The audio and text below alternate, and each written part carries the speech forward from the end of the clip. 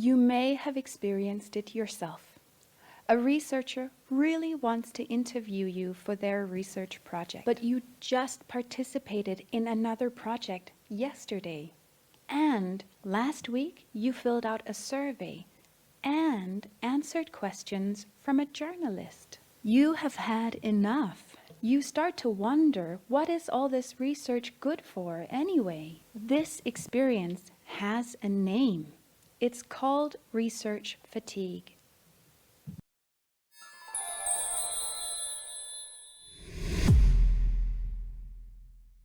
Greenland, or Galaslit Nunat, is a country with a small population. Only 57,000 people live here. At the same time, it is a country that lots of researchers are interested in.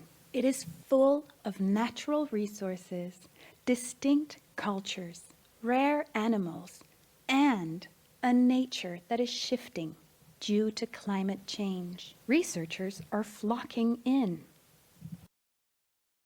As a consequence, some people can end up being contacted by many researchers. Sometimes they become fatigued.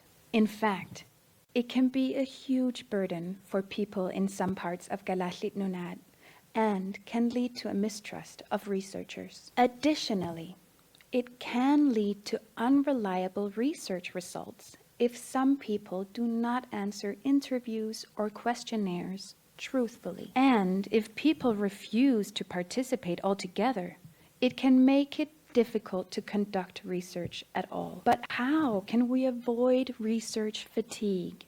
At the University of Montana in the USA, researchers identified 3 causes of research fatigue.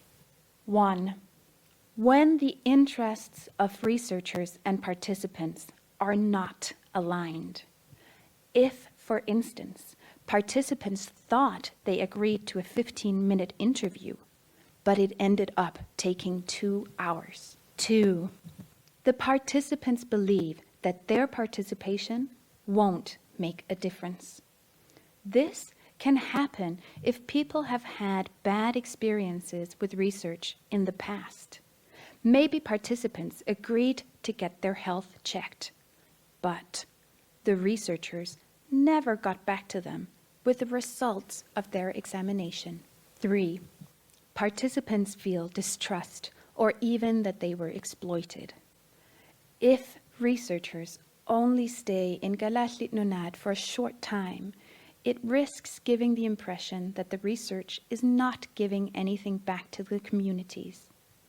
This feeling can be intensified if participants are also asked to help with translations or with booking hotels. Sometimes the problem is not caused by researchers alone, but also by journalists, tourists, and other strangers coming into the community. This is called outsider fatigue. Whatever the name, it is a problem that will only grow in the coming years as more researchers come to Galaslit Nunat.